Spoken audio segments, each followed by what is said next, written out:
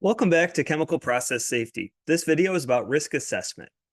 In this module, we're going to apply probability mathematics to determine the likelihood of failure of certain components in a chemical process. This field is called quantitative risk analysis, and it's actually very interesting to me at least.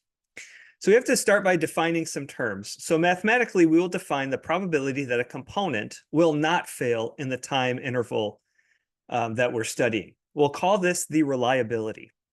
Mathematically, we could say that the reliability is equal to exponent of e to the minus mu t.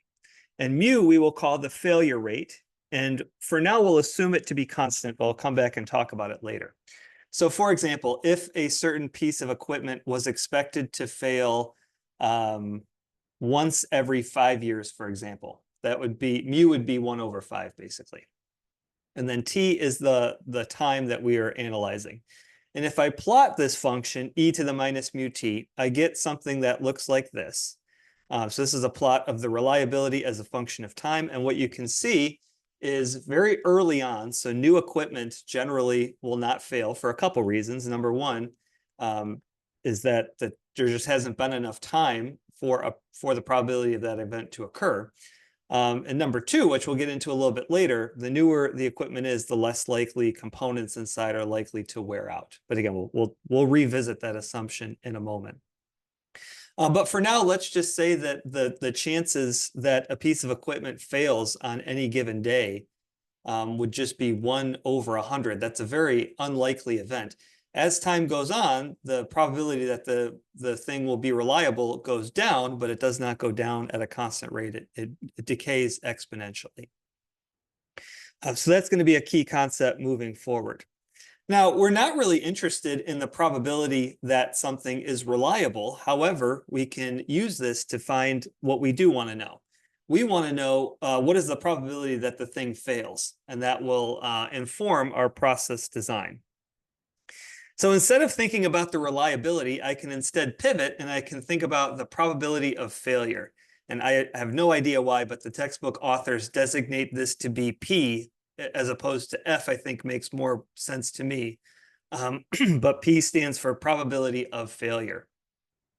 This is the complement of reliability, and mathematically we could say that the probability of failure plus the probability of reliability is equal to 1, and that is because the component cannot do anything else, right? It either fails or it doesn't fail, and that constitutes the whole 100% probability of its existence. So if it doesn't fail, it does fail, and that's how the logic goes. So I can just simply substitute, well, rearrange this equation. So bring r over to the other side.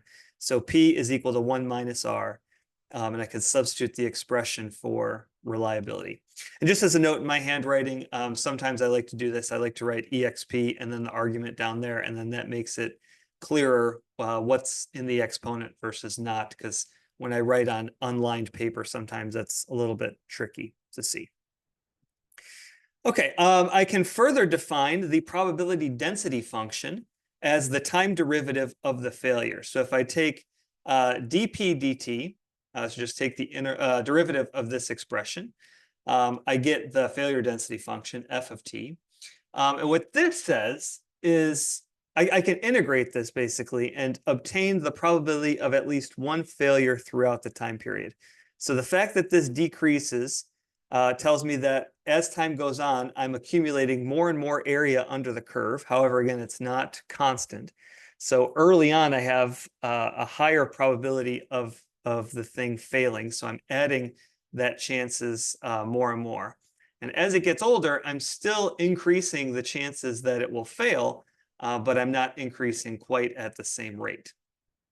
So again, just integrating from t0, whatever time I define, to t1, some later time, I obtain the following expression, which is a function of that failure rate mu, and then the times t0 and t1. So this should get you a number in between 0 and 1. And I'll also note that the probability under the entire curve is equal to 1. And this kind of underscores the eventual reality that all pieces of equipment will fail once, right? Without intervention, without regular maintenance or whatever. If I just leave them to their own devices, nothing would last forever. But I can use this failure density function to set the schedule for maintenance and regular checks. So let's say I want, you could set this to be whatever you want, but let's say a probability of something failing 10% of the time would be untenable to you as a process engineer.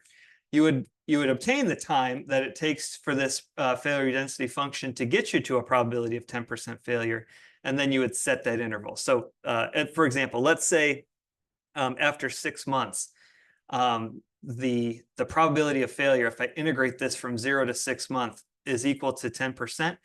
I would set the schedule for maintenance and inspections every 6-month intervals. And then hopefully that would reset the clock basically in terms of this failure density function. Of course, it gets tricky, right? Because I'm assuming that the mu value is constant, and that's not necessarily the case. And it's not like that it resets if I inspect things, but it at least helps you to be more reasonably sure. All right, let's talk about the MTBF. This is an acronym that stands for the mean time between failures. This is just the integral from 0 to infinity of time times the failure density function. So this is the inverse of mu. And basically all this tells you is that say a piece of equipment fails, tomorrow, and then I fix it. What is the average time before that piece of equipment breaks again? Obviously, the longer the MTBF is, the better or the more reliable that equipment is. All right, now let's talk about this assumption of a failure constant rate. We won't do mathematically in this class anything with a non-constant mu because the math gets pretty tricky. But it's interesting to think about if you ever, if you do this for a living in your future careers, you'll have to account for the fact that mu is not constant. So this is just an interesting tangent, I guess, to me, is that if you look at the average or the failure rate as a function of time, a lot of components have this bath shape type curve, is what they call it. And the way to explain this is that very early on in a piece of equipment's life, the failure rate is going to be high. And this is because of manufacturing defects or some type of workmanship problem. And this is why a lot of things will have like a 6-month or a year warranty or something to cover all these types of defects. And the way to think about this is if something has a defect, it's going to fail relatively quickly. So that's why the failure rate kind of decreases, because if something does not have a defect like that, it's probably not going to fail. And then towards this end of the curve, the greater time goes on, the longer time goes on, the more chances for something to go wrong within that piece of equipment. So like your iPhone, for example, maybe the battery gets worn out, or so many cycles of being heated up in a hot car would make some of the components wear out, or something might break.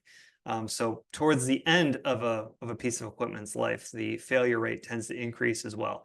But sometime in the middle, I have an approximately average mu. And again, for this class, we will assume that we are operating under this regime where in the middle of a piece of equipment's life, I'm not really changing the failure rate all too often. Table 12.1 is the place where you can go to find some cited failure rates for some common pieces of process equipment. For this class, this is your one-stop shop for everything that you would need. Any problem that I would write, I would either give you the failure rate or expect you to be able to look it up in table 12.1. So if you look at table 12.1, you have an example, a pressure switch has 0.14 faults per year. And I could take the reciprocal of that to obtain the mean time between failures. So this would be 6 and change years. Every six point whatever years, you would expect that pressure switch to fail. Similarly, for a gas liquid chromatograph, this one has a much higher failure rate, 30.6 faults per year. So this one would break every 1/30 or not even a year, right? So this thing would be breaking multiple times within a year. So you can imagine a chromatograph has a lot more components, a lot more ways things could go wrong, whereas a pressure switch is a little bit simpler and easier. So keep in mind that the values from table 12.1 are only averages and estimates. Just like everything in this course, real life is subject to variability. So that'll wrap up this quick introductory video. I'll be back for some more soon.